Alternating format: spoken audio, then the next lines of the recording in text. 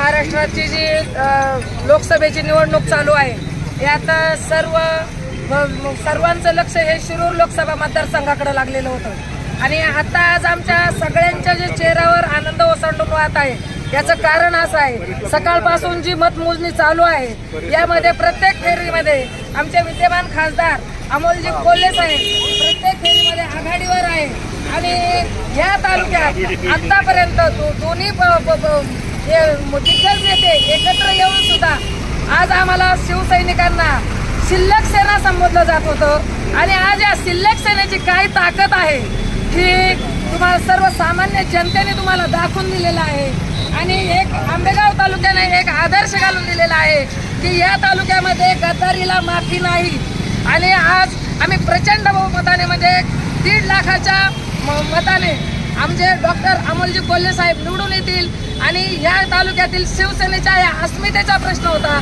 आणि शिवसैनिक काय चीज आहे हे दाखवून देतील आणि आम्ही सर्व सैनिक हे उद्धव साहेबांच्या मागे खंबीरपणे आहोत हे आम्ही दाखवून देतो। जय हिंद, जय महाराष्ट्र।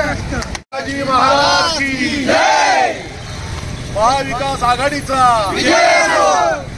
महाविकास आघाडीचा विजय असो। महाविकास आघाडीचा विजय असो।